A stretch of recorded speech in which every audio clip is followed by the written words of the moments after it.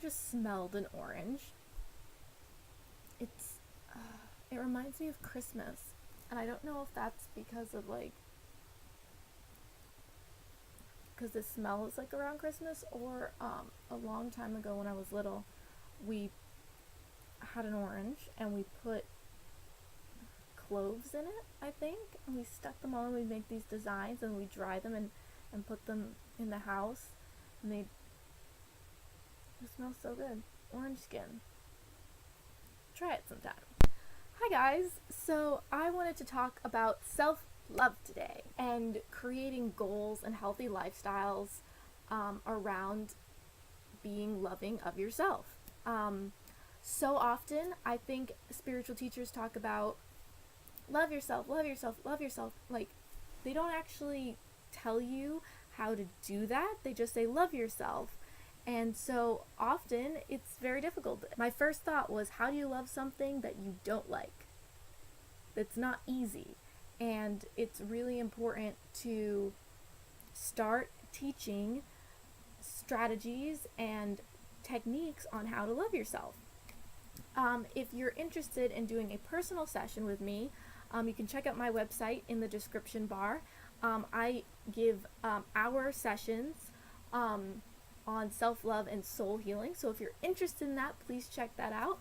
That would be really, really exciting. If you want to set up an appointment, you can either book a session with me, or you can just contact me directly in the contact tab, and we can get some sessions going. If you are in the Sydney time zone, then you can just book a session.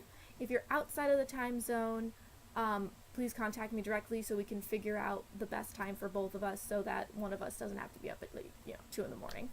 So check that out. But I wanted to talk about self-love and making goals and pursuing those goals and accomplishing them, and then also choosing things that are self-loving and healthy. So since I was little, I have had a buying problem. I love buying stuff. I'm a total Taurus on that front. I'm on the cusp of Taurus and Gemini, and that side of me is extremely, extremely Taurus.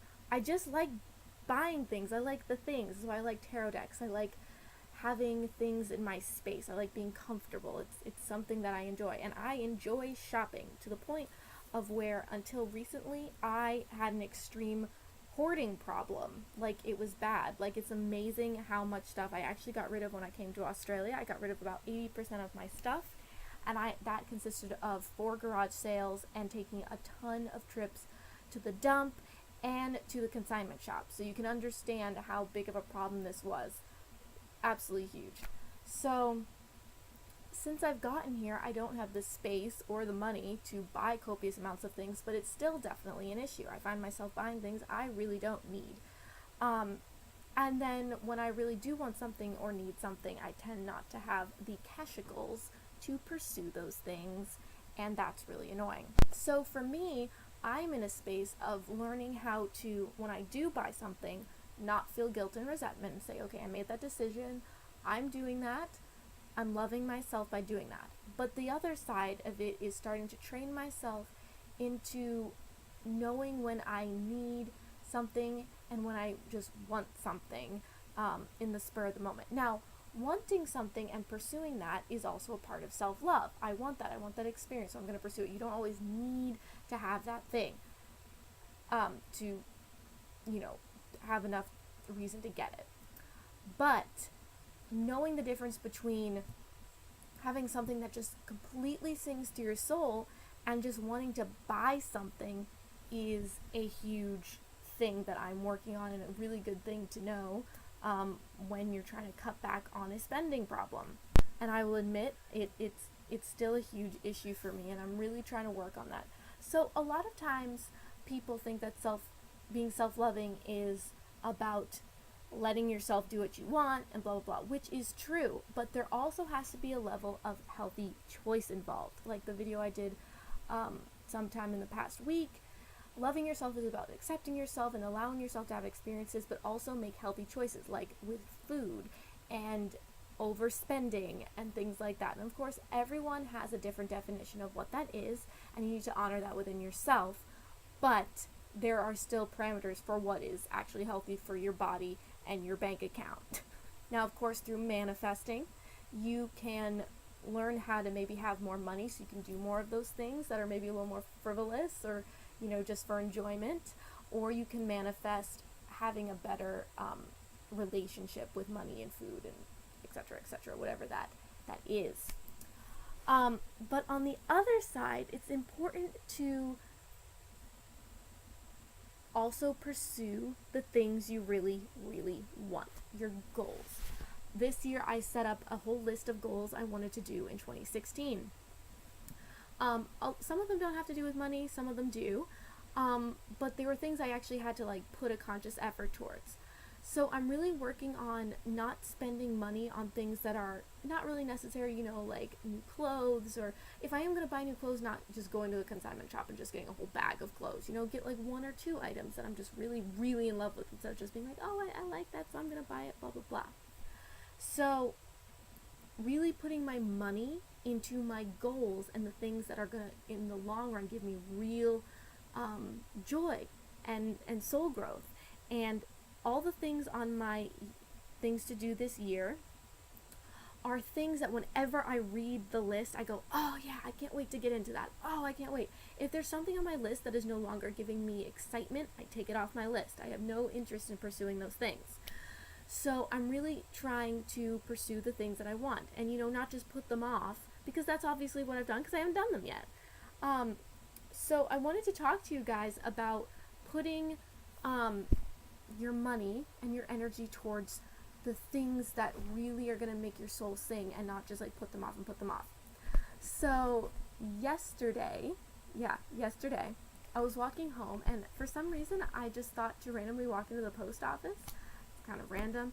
And in the post office, they had a lot of cool things, books and mailing stuff, but also scheduling stuff and learning stuff and blah blah blah. And I saw that they had planners, and I remembered, on my list of things to do, I want to, not on my year list, but just a list of things to do, I wanted to get a planner because I'm really starting to get very, very busy with my sessions and projects I'm working on and all this stuff. So I'm like, I really need a planner because I just have I just don't often schedule things, and it's all in my mind, or I'll just write a note down, and that's kind of everywhere. So I'm like, I need a planner.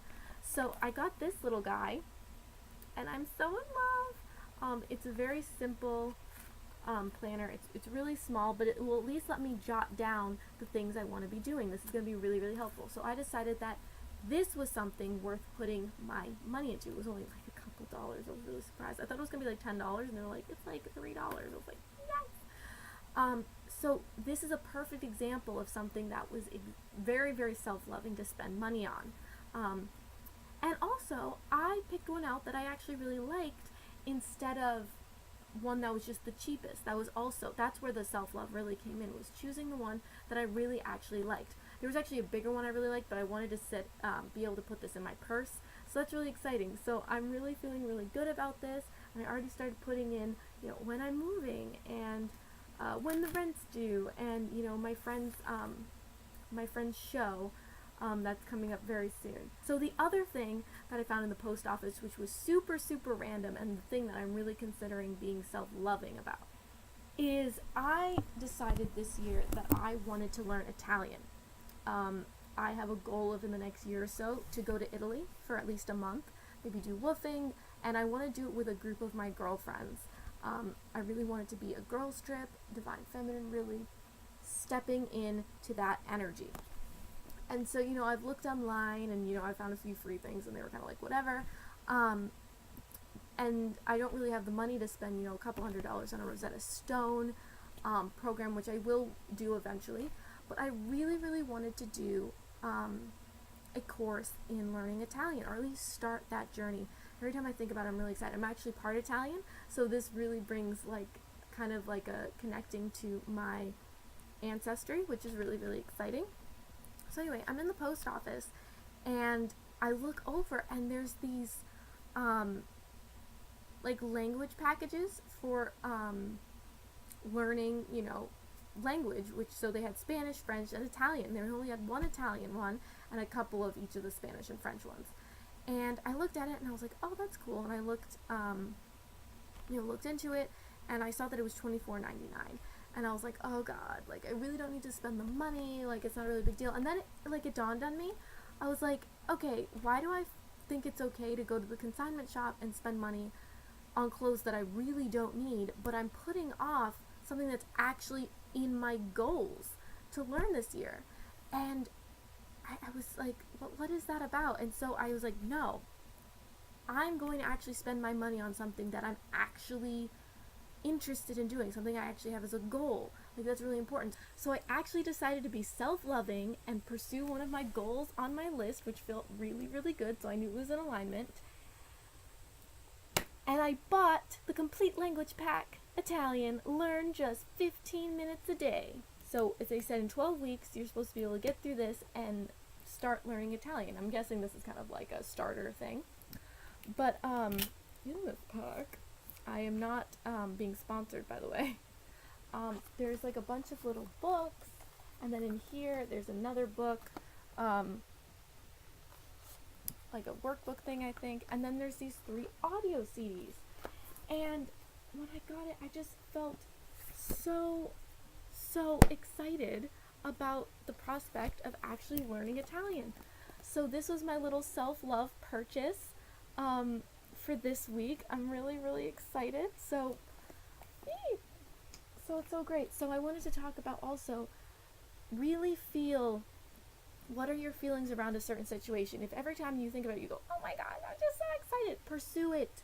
That's being in a high vibration, that's being in your bliss. Pursue that. And it's not just, like, I'm not talking about the lustful feeling. I'm not talking about, like those like, oh, I need it. Like that's coming from a space of lack. When you're really just like, if I don't have that, I'm gonna like freak out and I'm gonna feel angry, or I'm gonna feel like there's a lack in my life. Those are not the things you want to pursue for self-love. The things you want to pursue for self-love is when you think about it, you just go, oh, I just can't wait. I'm just so fucking excited. And oh, like it just like makes you elated. It makes you just feel all kinds of joy. Those are the things you want to pursue. Those are the things that are going to be self-loving for yourself.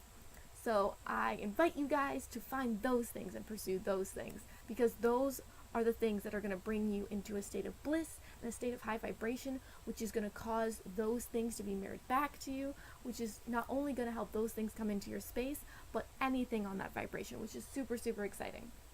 So anyway, I hope you guys have a magnificent day. Have a wonderful, wonderful soul experience and following your bliss. Mwah, namaste and bye.